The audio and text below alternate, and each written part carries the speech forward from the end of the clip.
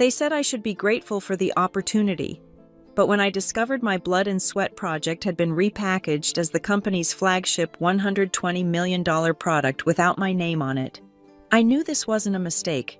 It was a conspiracy. They thought I'd walk away quietly, tail between my legs. Instead, I pulled the plug and took their biggest client with me. The best part: they never saw it coming, not until the production lines ground to a halt at 3:45 a.m. on a Tuesday, and my phone started ringing with their panicked voices. My name is Elena Ward, and 8 years ago, I was just another systems engineer with big dreams and a small cubicle in St. Raleigh, North Carolina. The company Meridian Tech Solutions occupied the third floor of a converted tobacco warehouse, all exposed brick and industrial fixtures that screamed startup chic. We were 4 founders, then myself, Marcus, who handled sales, Jennifer on finance, and David, our supposed visionary CEO. I say supposed because while David talked about revolutionizing supply chain automation, I was the one in the trenches at 2:30 a.m., debugging code and soldering circuit boards until my fingers bled. I didn't care about titles back then: Chief Technology Officer, Senior Engineer, Innovation Lead. These were just words on business cards that I rarely handed out. What mattered was the work, the pure, intoxicating challenge of creating something from nothing. My first breakthrough came 6 months in a palm-sized device that could reduce production line errors by 30%. It wasn't pretty, just a mess of wires and sensors held together by industrial tape and prayer, but it worked. When we ran the first successful test at a local bottling plant, watching their error rate plummet in real time, I felt like I'd discovered fire. The others celebrated with champagne and press releases. I went back to my desk and started on version 2. That was my pattern for the next few years. While Marcus charmed investors and David gave TED Talks about disrupting legacy industries, I built module after module, iteration after iteration. The warehouse became my second home, or maybe my first, considering I spent more nights there than in my actual apartment. The janitor, an old Vietnamese man named Tom, would sometimes leave me containers of his wife's pho on my desk when he found me still working at dawn. I wasn't completely naive. I knew the importance of protecting intellectual property, every innovation, every breakthrough. I meticulously documented and filed for patents under the company name, but I made sure one detail was always clear: Elena Ward, listed as original inventor, 21 patents in 8 years, each one a piece of my soul transmuted into legal documentation. The German contract changed everything. Kronberg Systems wasn't just any client, they were the white whale of industrial automation, a century-old company that still manufactured half of Europe's production line equipment. When they flew their team to Raleigh, it was my technology they wanted to see, not David's vision or Marcus's projections. They wanted to know how a tiny American startup had solved problems their own engineers had been wrestling with for decades. I remember the lead engineer, Hans, examining my latest prototype with the reverence of an archaeologist handling ancient artifacts. "This is elegant," he said in his precise English. "Who designed the core architecture?" "That would be Elena," David jumped in, throwing an arm around my shoulder like we were old college buddies. "Our secret weapon." Secret weapon. I should have paid more attention to that phrase. Weapons, after all, are tools that others wield. The Kronberg deal catapulted us from startup to sensation. Our valuation increased tenfold overnight. Suddenly, we weren't 4 people in a warehouse. We were a company with 70 employees, a PR department, and quarterly earnings calls. I adapted, building a team of engineers who could help scale my designs. But at the core, the fundamental technology, the beating heart of everything Meridian Tech Solutions sold, remained mine. I thought that would protect me. I thought being irreplaceable meant being valued. I was wrong. The acquisition happened on a Thursday. I remember because I was in the middle of implementing a new predictive maintenance algorithm when David burst into my lab, champagne bottle in hand, screaming about how we'd all just become millionaires. Apex Industries, a Chicago-based conglomerate with tentacles in everything from medical devices to military contracts, had bought us for a sum that made my head spin. On paper, I was now worth more money than I'd ever dreamed of.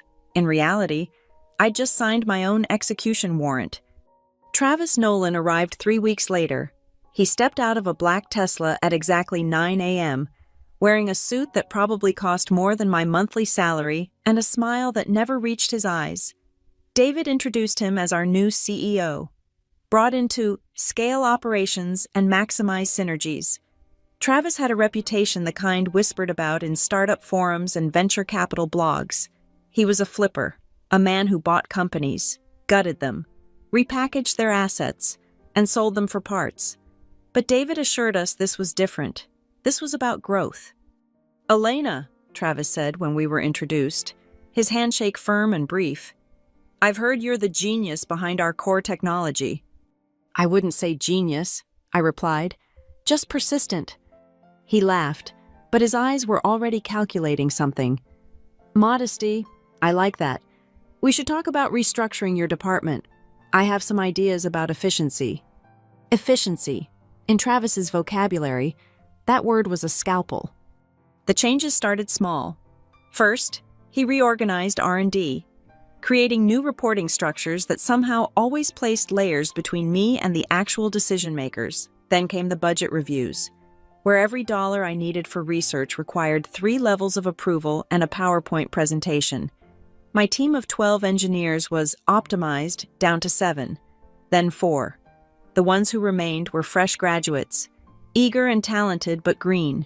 My senior engineers, the ones who understood not just what we built, but why we built it, were transferred to a new division called Strategic Development. I watched them gut my lab with the detached fascination of someone observing their own autopsy. They were surgical about it, careful never to completely cripple operations. I could still work, still innovate, but now every step felt like walking through molasses. The Ether project was where everything crystallized. It was supposed to be my magnum opus, an integration of all 21 patents into a unified platform that could revolutionize not just supply chains, but entire manufacturing ecosystems. I'd been working on it for 2 years, mostly in my own time, mostly in secret, but secrets are hard to keep when your company email is monitored and your keycard access is tracked. "This is extraordinary," Travis said during a meeting I wasn't invited to but heard about later from Tom, who'd been cleaning the conference room. "Why hasn't this been fast-tracked?" Within a week, Ether was no longer my project. It was transferred to Strategic Development, led by a Stanford MBA named Bradley, who couldn't tell a resistor from a capacitor, but spoke fluently in KPIs and ROI. They locked me out of the development servers at 11:45 p.m. on a Friday, while I was mid-deployment of a critical update. The error messages were my first indication that my access had been revoked. "It's nothing personal," Travis explained the following Monday. "We need to compartmentalize for security reasons. Industrial espionage is a real threat." I nodded, smiled, and said I understood. Then I went home and spent the weekend reviewing every contract I'd ever signed, every patent filing, every legal document with my name on it. Somewhere in those thousands of pages was my leverage. I just had to find it. The real insult came during the quarterly all-hands meeting. Travis stood on stage, presenting our groundbreaking new platform to the entire company. Behind him, on a massive screen, was my code, my architecture, my years of 70-hour weeks distilled into a slick marketing presentation. My name appeared nowhere, not in the slides, not in the speech, not even in the technical documentation they distributed. I sat in the back row, my hands steady, my expression neutral. Around me, my remaining team members shifted uncomfortably, shooting me glances that mixed sympathy with fear. They knew what this was. Everyone knew. But Travis had made one mistake. In his hunger to consume my work, he'd been sloppy with the details. The patents were filed under the company name. Yes, but with me as the original inventor. And buried in my original employment contract, the one David and I had signed in a coffee shop 8 years ago, back when we were still pretending to be friends, was a clause my lawyer had insisted on. A clause about intellectual property reverting to the inventor if certain conditions weren't met. Travis thought he was playing chess while I was playing checkers. He had no idea I'd been playing poker all along. The shadow fell slowly at first, then all at once, after the all-hands meeting, I became a ghost in my own company. My keycard still worked for the main entrance and the bathroom, but nowhere else. The lab I'd built from scratch access denied. The servers containing 8 years of my work restricted. Even the kitchen on the R&D floor, the one where I'd microwaved countless midnight dinners, required authorization I no longer possessed. They moved my desk 3 times in 2 weeks. First from my corner office to a cubicle in the main floor, then to a smaller cubicle near the loading dock, finally, to what was essentially a converted supply closet with a flickering fluorescent light that gave me headaches by noon. The message was clear: leave, quit, disappear quietly, and let them feast on your corpse in peace. But I didn't leave. I came in every day at 7:30 a.m., sat in my closet office, and did exactly what my new job description required: nothing. I reviewed old documentation. I organized files that didn't need organizing. I sent polite emails asking for clarification on my current responsibilities and received equally polite non-answers. To anyone watching, I was a beaten woman, clinging pathetically to a job that no longer wanted her. What they didn't see were my evenings. At 6 p.m. sharp, I would leave the office, drive to a small coffee shop in downtown Raleigh, and meet with Raymond Cole, the lawyer who'd helped me establish those original contracts. Raymond was in his 60s, a former patent attorney for IBM who'd gone independent after watching too many engineers get steamrolled by corporate machinery. He had the kind of mind that could find loopholes in loopholes. And more importantly, he had a personal hatred for what he called IP thieves in Armani suits. "They're getting sloppy," he said one evening, sliding a folder across the table. "This is the subsidiary agreement Travis signed with Kronberg for the Ether platform. Look at Section 7. I read it 3 times before the implications hit me. Travis had signed away exclusive rights to technology that, according to my original contract, required my explicit written consent for any transfer or licensing agreement. He'd assumed that buying the company meant buying me. He was wrong. "That's breach number 1, Raymond said, marking it in red. "Now look at this." The second document was worse: internal emails, obtained through discovery request, showing Travis explicitly instructing the legal team to circumvent the inventor clauses and establish clean ownership. They'd actually put their conspiracy in writing. "Breach number 2, Raymond continued, "and my personal favorite." He produced a blockchain record, a distributed ledger I'd insisted on creating for every patent filing. It was my paranoia made digital, an immutable record of who created what and when. Travis's team had tried to alter the patent documentation to remove my name as original inventor, but the blockchain didn't lie. Every attempt at modification was recorded, time-stamped, and preserved. "Breach number 3, Raymond smiled. 3 strikes, and your reversal clause triggers." The reversal clause, Article 15, Section 3 of my original employment agreement. If the company violated any of 3 specific conditions: unauthorized transfer of IP, attempt to remove inventor attribution, or failure to maintain agreed-upon R&D resources, all patents would revert to me personally. David had agreed to it because he never thought we'd get big enough for it to matter. The corporate lawyers at Apex either hadn't read it or hadn't taken it seriously. "We could file now," Raymond said, "but I recommend waiting." "For what?" "To bring about their complete downfall." So I waited, and while I waited, I maintained one last card they didn't know about. 4 years ago, when implementing the security protocols for Kronberg's systems, I'd created an API for emergency maintenance, a backdoor that only I could access. Designed for catastrophic failure scenarios, it wasn't malicious, wasn't sabotage. It was insurance, approved by Kronberg's head of security and documented in their files. But Travis's team had never asked Kronberg for their complete documentation. They'd assumed the transfer of our company meant automatic transfer of all client relationships. Another assumption, another mistake.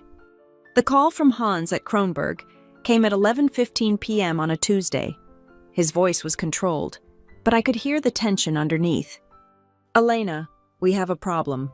Our production lines are showing authentication errors. The updates won't deploy without creator verification."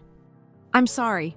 Hans, but I'm no longer authorized to— I don't care about authorization, he interrupted, very un-German in his directness. I care about 50 million euros of equipment that won't function without your signature. Can you help us or not? I told him I'd need to review my legal options and get back to him. Then I called Raymond. Perfect, was all he said. The next morning, I walked into my closet office to find Travis sitting at my desk, his face a mask of barely controlled rage. What did you do? He asked. I showed up for work, I replied.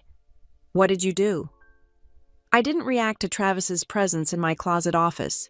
Instead, I set my bag down slowly, pulled out my phone, and started recording.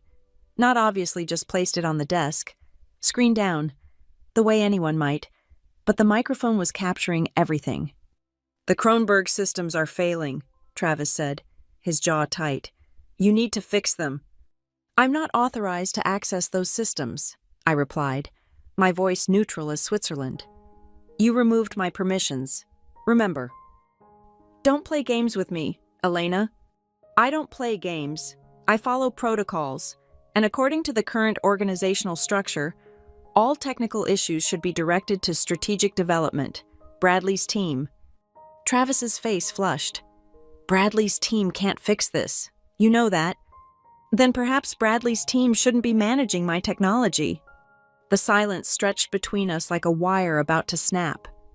Travis stood, straightened his tie, and walked to the door. Before leaving, he turned back. Fix it, or you're fired. Fire me, I said. Please, put it in writing. He left without another word. 2 hours later, HR sent an email not firing me, but requesting my assistance with the Kronberg situation. I forwarded it to Raymond with a single word, showtime. That afternoon, I began my documentation process. Not the fixing the evidence gathering, every email requesting my help, every admission that they couldn't solve the problem without me, every frantic message from Bradley's team begging for my input. I responded to each with the same template. I would love to help, but I no longer have access to the necessary systems or documentation. Please restore my permissions and provide written authorization for me to proceed. They refused. Of course, Travis was convinced they could solve it without me, that this was just a minor glitch. He had Bradley's team working around the clock, bringing in consultants, even calling the original equipment manufacturers. But the authentication system I'd built wasn't just code, it was architecture, philosophy, a way of thinking about security that couldn't be reverse engineered by strangers. By Thursday, 2 of Kronberg's production facilities had shut down. By Friday, it was 4. The Germans were not happy. I was in the coffee shop with Raymond when my personal phone rang. Hans from Kronberg. Elena, I'm going to be very direct. We're losing 7 million euros per day. Our legal team has reviewed our contracts. The authentication system was designed by you, personally, not by Meridian Tech. We have the documentation to prove it. If Meridian cannot provide support, we need to engage with you directly. I'm under employment contract with Meridian, I said carefully. I cannot work with you without their permission. Then we have a problem. Our contract with Meridian includes a clause requiring the availability of the original system architect for critical support. If they cannot provide this, they're in breach. Raymond was already pulling up the Meridian Kronberg contract on his laptop, his eyes scanning rapidly.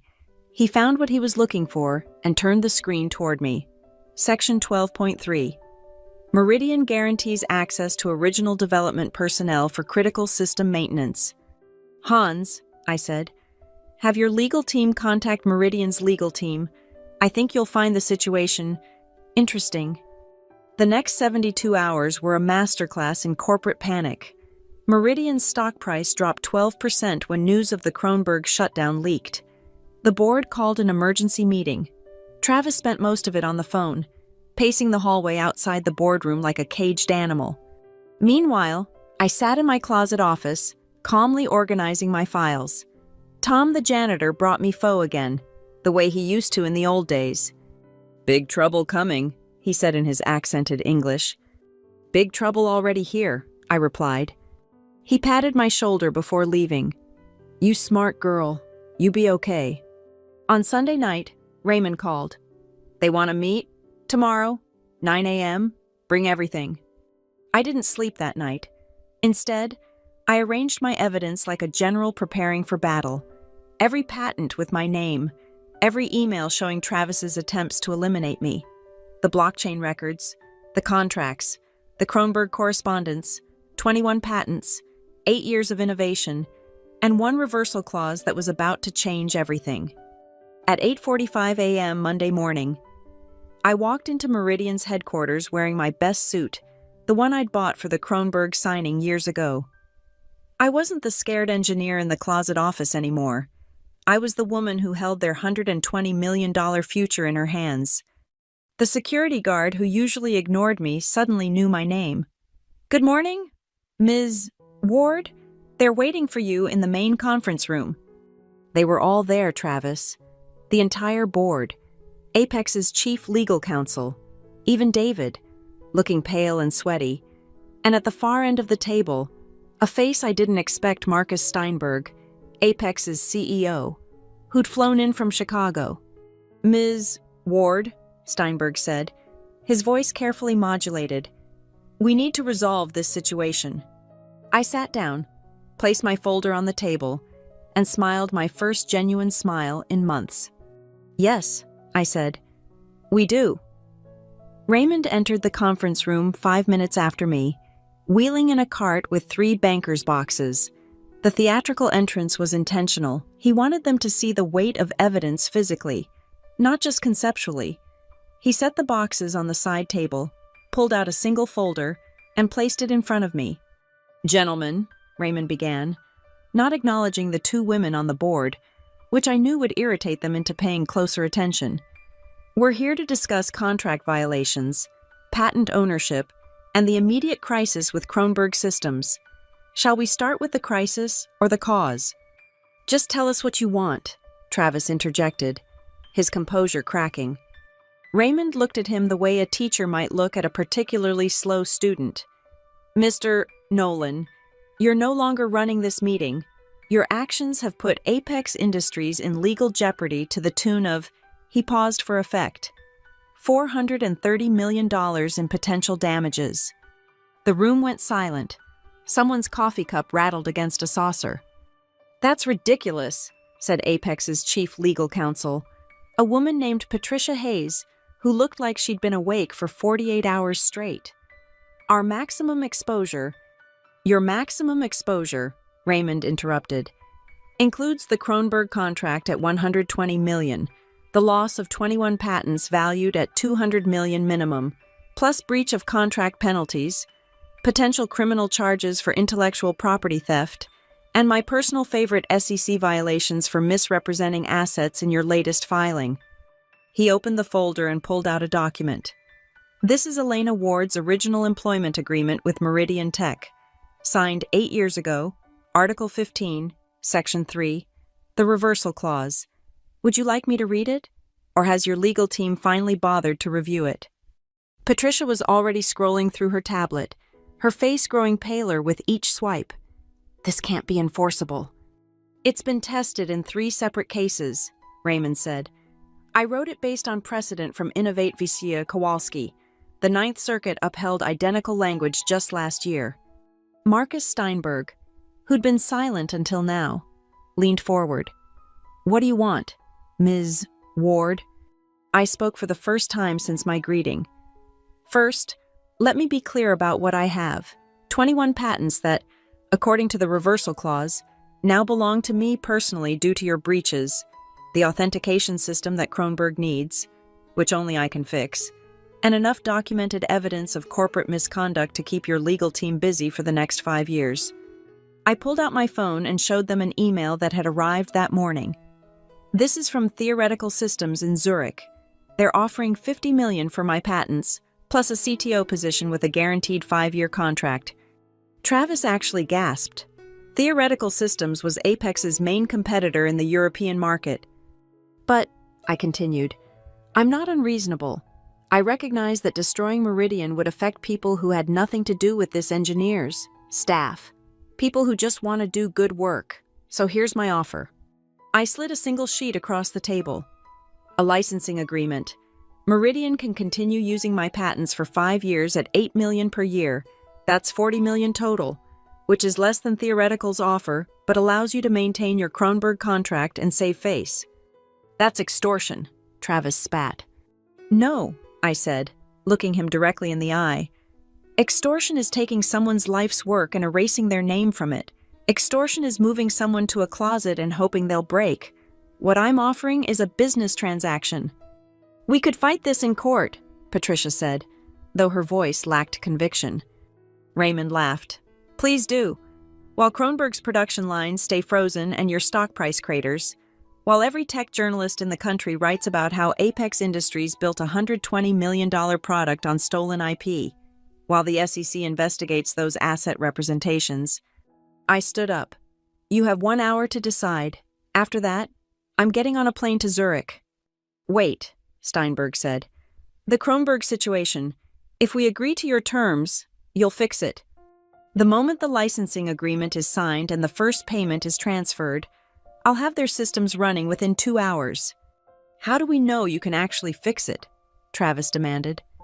I pulled out my personal laptop, connected it to the conference room screen, and typed a few commands. A diagnostic dashboard appeared, showing real-time data from Kronberg's frozen production lines. This is the current state of their systems, I said. Then I typed another command.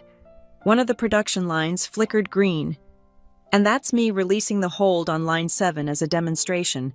It will freeze again in 60 seconds unless I complete the authentication. Exactly 60 seconds later, the line went red again. The room was completely silent. 1 hour, I repeated, then walked out with Raymond behind me. We waited in a smaller conference room down the hall.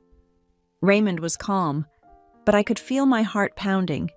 Everything years of planning, months of patience, weeks of careful documentation came down to this hour. At exactly 10 a.m., Patricia Hayes knocked on the door. We'll take the deal, she said. With one modification, we want a non-compete clause. Raymond started to object, but I held up my hand. For how long? 2 years. You can't work for our direct competitors. I pretended to consider it, though I'd anticipated this. 1 year, and the licensing fee drops to $7 million annually. Patricia looked relieved she could claim she'd negotiated a better deal. Agreed. The signing took another hour. Travis wasn't present. Steinberg had apparently sent him back to Chicago to explore other opportunities. When the final signature was in place and the first payment confirmed, I opened my laptop again. Kronberg will be fully operational in 90 minutes, I said, my fingers already flying across the keyboard. As I worked, I heard Steinberg say to Patricia, we need to review every contract Travis touched. Every contract in the last 2 years, she replied. I smiled at my screen. Travis's efficiency had just become Apex's nightmare. The Kronberg systems were fully operational by 11:30 a.m., just as I'd promised. Hans called personally to thank me, his relief audible even through the formal German politeness. Elena, you have saved us from a catastrophe. If you ever need anything at all, you call me. I tucked that favor away. In this business, a favor from Kronberg was worth more than gold. The next 3 days were surreal. I was technically still a Meridian employee. They couldn't fire me now without triggering another breach, but I was no longer in the closet office. They'd moved me to a consulting suite on the executive floor, complete with windows, a real desk, and a coffee machine that actually worked. The same people who'd avoided eye contact for months suddenly wanted to have lunch, to catch up, to understand my vision for the future. I declined them all. Instead, I spent those days doing 2 things: documenting every single process and system I'd built over 8 years, and watching Travis Nolan's carefully constructed world collapse. The first domino fell on Tuesday when the Wall Street Journal ran a story about his resignation from Apex. Executive departs following IP dispute was a gentle headline for what was essentially a corporate execution. By Wednesday, LinkedIn was buzzing with rumors about other companies reviewing contracts he'd negotiated. By Thursday, 3 startups had announced they were reassessing their IP ownership structures. Corporate speak for making sure we haven't pulled a Travis. David found me in my new office on Thursday afternoon, looking like he'd aged 5 years in as many days. "Elena, he started, then stopped, started again. "I didn't know about what Travis was doing. I should have protected you." I looked at him for a long moment. David, who'd been so eager to celebrate our success, so quick to take credit for the vision while I built the reality. "Yes," I said simply. "You should have." He left without another word. We never spoke again. That evening, Raymond and I met at our usual coffee shop for what we both knew would be our last strategy session. The immediate crisis was over, the contracts were signed, and my position was secured, but we both knew this wasn't really the end. "Theoretical Systems increased their offer," he said, sliding a letter across the table. "$60 million for the patents, plus the CTO position. They're willing to wait out your non-compete." "And the others?" "2 offers from Silicon Valley, 1 from Boston. The lowest is $45 million. I sipped my coffee, thinking. The money was surreal, abstract. What mattered was what came next. "There's something else," Raymond said, pulling out another document. "Steinberg wants to meet with you, privately." The meeting was set for Friday evening at 7 p.m. in a private dining room at the Umstead Hotel. Steinberg was already there when I arrived, sitting alone at a table set for 2, no lawyers, no board members, just him. "Thank you for coming," he said, standing as I approached. "I wanted to speak with you without the circus." I sat down, curious despite myself. "I've spent the last week reviewing everything," he began. "Not just the contracts, but the actual work, your work, 21 patents that are, frankly, revolutionary. Technology that Travis nearly destroyed because he couldn't see past his next quarterly bonus."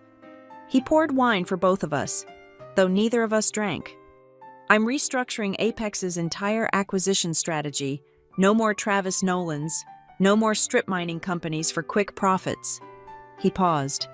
"I want you to know that what happened to you will never happen again under my watch." "Why tell me this?" "Because in 11 months, your non-compete expires, and when it does, every tech company in the world will be bidding for your expertise. I want Apex to be in that conversation." I almost laughed. "You want to hire me back?"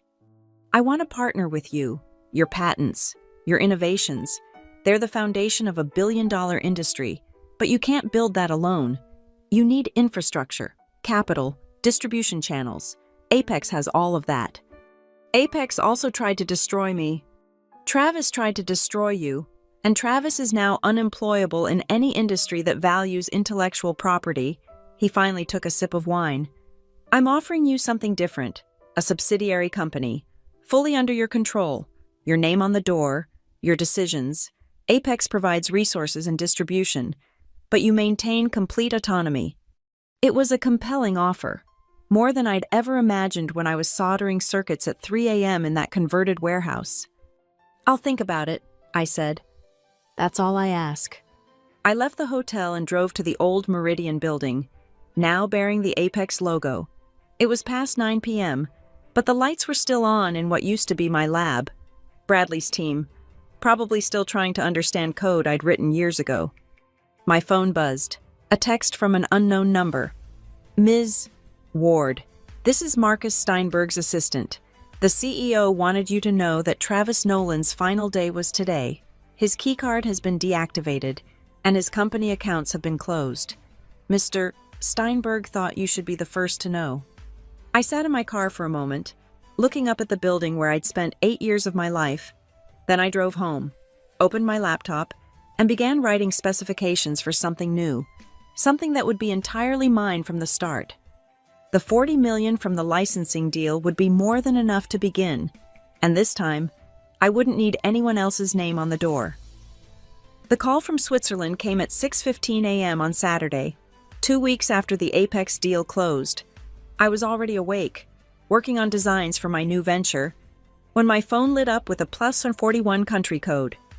"Ms. Ward, This is Wilhelm Brenner from Theoretical Systems. I hope I'm not calling too early. Not at all, Mr. Brenner? Good. I'll be direct. We know about your licensing agreement with Apex. We also know it doesn't prevent you from developing new technology. We want to fund your next innovation. I set down my coffee. I have a non-compete clause, which expires in 11 months. We're willing to wait. In the meantime, we'd like to establish a research partnership. You develop, we fund, and when your non-compete expires, we formalize everything. That sounds like a violation waiting to happen. Our lawyers disagree. Research partnerships are explicitly excluded from your non-compete. Section 3.2. We checked. Of course they had. Everyone was lawyering up these days, thanks to the Travis Nolan cautionary tale that was spreading through Silicon Valley like wildfire. I'll consider it, I said. Ms. Ward, may I be frank? What Apex did to you has become required reading in European business schools. 3 universities are using it as a case study in IP theft. You've become something of a legend. A legend. 6 months ago, I was a ghost in a closet office. Now I was a legend. After ending the call, I drove to Raymond's office. He was there despite it being Saturday. The man practically lived at his desk. Theoretical Systems, he asked before I even sat down. How did you know? Because Samsung called yesterday, Intel the day before, and a Chinese consortium I won't name offered to simply buy you a country if you'd work for them. He pulled out a legal pad covered in notes. Elena, you need to make a decision about what you want to be. A researcher, an entrepreneur, a very wealthy retiree. I want to build things, I said, without anyone else's name on them. Then you need your own company, not a partnership, not a subsidiary, yours. That afternoon, Ward Dynamics was incorporated in Delaware. Clean, simple, mine. The next few months passed in a blur of careful planning. I couldn't actively develop competing technology while under the non-compete, but I could research, I could plan, I could build relationships, and most importantly, I could watch as the industry absorbed the lesson of what had happened at Apex. Travis's name became toxic overnight. A prominent tech blogger coined the term to pull a Nolan, meaning to destroy a company's value through IP theft. LinkedIn posts about ethical acquisition strategies multiplied. Suddenly, every startup founder wanted stronger IP protection, and every corporate buyer was terrified of hidden reversal clauses. I received a call from David in month 3. He was starting another company. He said, had learned from his mistakes. Would I consider joining him? David, I said, you watched Travis systematically destroy my career and did nothing. Why would I ever work with you again? Because I'm offering you 70% equity and complete technical control. Goodbye, David. Month 6 brought an unexpected visitor, Bradley. The Stanford MBA who'd taken over my projects, showed up at my door on a Sunday morning looking haggard. I need your help, he said without preamble. No? Please, just hear me out. The Ether platform, your platform is failing. We've tried everything. The architecture is so complex, so interconnected, that every fix creates 2 new problems. Apex is threatening to sue me personally for the losses. I looked at him standing on my doorstep. This man who'd been so confident when he'd taken my life's work. They can't sue you personally unless you committed fraud. I may have exaggerated my capabilities. That's not my problem. Elena, please, I have a family, kids. I'm not Travis. I was just trying to do my job. Something in his desperation reminded me of myself in that closet office, trapped and helpless. But then I remembered him in meetings, dismissing my concerns, calling my code unnecessarily complex, and promising to streamline it. Bradley, you took a job you weren't qualified for, managing technology you didn't understand, and now you want the person you replaced to save you. He had the grace to look ashamed. Yes. I considered it for a long moment. My consulting rate is $10,000 per hour, minimum 20 hours, cash up front. His face went white. That's $200,000. That's the price of expertise you dismissed as unnecessary. Take it or leave it." He left, but 3 days later, the money appeared in my account. I spent exactly 20 hours documenting the fixes needed for Ether, emailed them to Bradley, and never heard from him again. I donated half the money to a scholarship fund for female engineers. The other half went into Ward Dynamics. Month 9 brought the most unexpected call of all. Hans from Kronberg. "Elena, we're terminating our contract with Apex." I nearly dropped my phone. "What, why?" "Because in 3 months, your non-compete expires, and we want Ward Dynamics to be our primary technology partner. We've already cleared it with our board. The moment you're free, we're ready to sign." The Kronberg contract alone would be worth $50 million over 5 years. With that as an anchor client, Ward Dynamics wouldn't just be viable, it would be unstoppable. Marcus Steinberg called within an hour of the Kronberg announcement. "You planned this," he said, not accusingly, but with something like admiration. "I planned to protect myself," I replied. "Everything else was just opportunity meeting preparation. The offer stands, partnership, not competition. Marcus, Apex had their chance. They chose Travis Nolan over me. That decision has consequences. Everyone makes mistakes. And everyone faces consequences. Goodbye, Marcus." Month 11 arrived with a flurry of activity: lawyers, contracts, proposals, and offers. The non-compete would expire at midnight on a Thursday, by 12:01 a.m. Friday. I had 17 meetings scheduled. But I didn't take any of them. Instead of taking meetings in Silicon Valley boardrooms, I flew to Vermont. I'd bought a house there 6 months earlier. Sight unseen, based on a single photograph of the View Mountains stretching endlessly. A lake so still it looked like glass.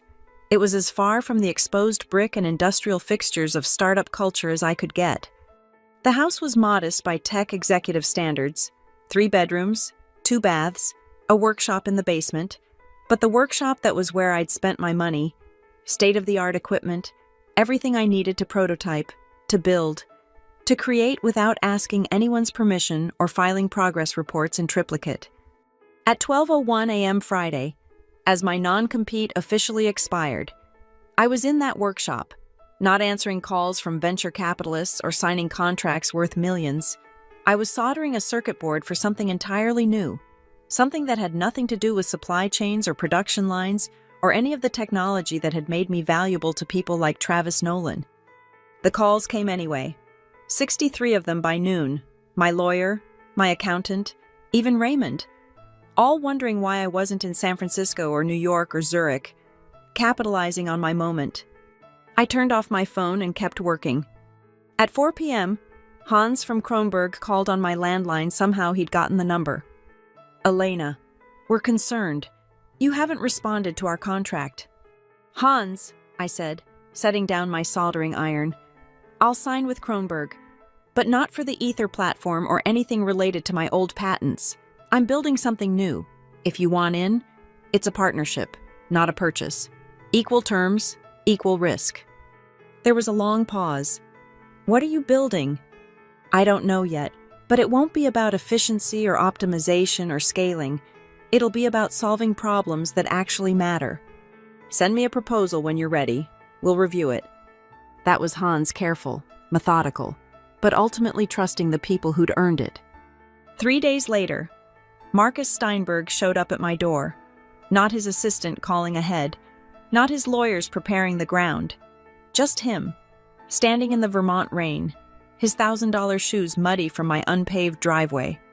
"You're hard to find," he said. That was the point. He looked around at the mountains, the lake, the absolute absence of anything corporate. "This is what you wanted to disappear."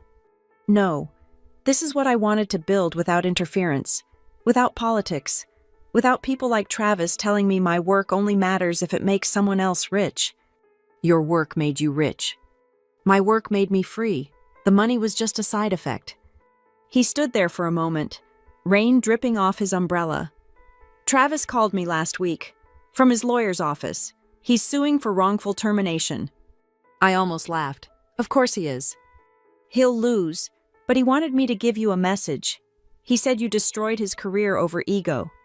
Now I did laugh. He destroyed his own career over greed. I just refused to be collateral damage. Marcus nodded slowly. Ward dynamics. What's the plan? Small team, big ideas, no acquisitions, no exits, no quarterly earnings calls, just innovation for its own sake. That's not a business model. Amazon wasn't profitable for 7 years. Sometimes the best business model is patience. He turned to leave, then stopped. For what it's worth, firing Travis was the best decision I've made as CEO, not because of what he did to you, though that was enough, but because of what he represented, a way of thinking that was poisoning everything we touched. And yet you hired him. And yet I hired him. He looked back at me. We all make mistakes, Elena. The lucky ones get to learn from them. After he left, I returned to my workshop. The circuit board was almost complete. The first component of something I hadn't even named yet, but it was mine, truly mine, in a way nothing at Meridian had ever been. My laptop chimed with an email from Theoretical Systems. They were withdrawing their offer, concerned about my lack of strategic vision. Another from the Silicon Valley funds, worried I was stepping back from innovation. I deleted them all. At midnight, exactly 1 year after I'd sat in that closet office while Travis plotted my erasure, I finished the prototype. It wasn't much to look at, a small device about the size of a deck of cards, but it worked. And more importantly, it was the first piece of technology I'd ever built without wondering who would take credit, who would profit, who would eventually try to steal it. My phone rang. Raymond. Elena, I'm retiring, he said without preamble. 40 years of fighting corporate thieves is enough, but before I go, I need to know, was it worth it, everything you went through? I looked at my workshop, my prototype, my view of mountains untouched by glass towers and corporate logos. I thought about Travis, probably in some lawyer's office, trying to salvage a reputation that would never recover, about Bradley, forever known as the man who couldn't understand the technology he was supposed to manage, about Apex, still paying me $7 million a year for patents they'd tried to steal. Raymond, I said, they thought they were teaching me about power, but all they really taught me was the value of walking away. And the value of a good lawyer. That too. 6 months later, Ward Dynamics launched its first product, not with fanfare or press releases, but quietly, to 3 clients who needed solutions more than they needed publicity. Within a year, we were profitable. Within 2, we were turning down more contracts than we accepted. I never did build a billion-dollar company, but I built something better, a life where my work had my name on it, where my ideas stayed mine, where I could fail or succeed on my own terms. The last I heard, Travis was working as a consultant, which in Silicon Valley means unemployed with a LinkedIn premium account. David's new startup folded after 6 months. Bradley went back to business school to become a professor teaching case studies about failures in technology management. And me, I'm still in Vermont, still building, still creating. My bank account has more zeros than I ever imagined, but that's not what I think about when I'm working late into the night. I think about that closet office, about the moment I decided to stop being a victim and start being a player. They said I should be grateful for the opportunity. They were right, just not in the way they meant. I'm grateful they showed me exactly who they were. Grateful they pushed me to become who I was meant to be. Grateful they gave me a reason to take everything back. Thank you for listening to my story. I'd love to know where you're listening from. Drop a comment below and let's connect. If this story resonated with you, please subscribe to the channel and share your thoughts. Have you ever faced a similar situation at work? How did you handle it? Your experiences matter, and I'd love to hear them.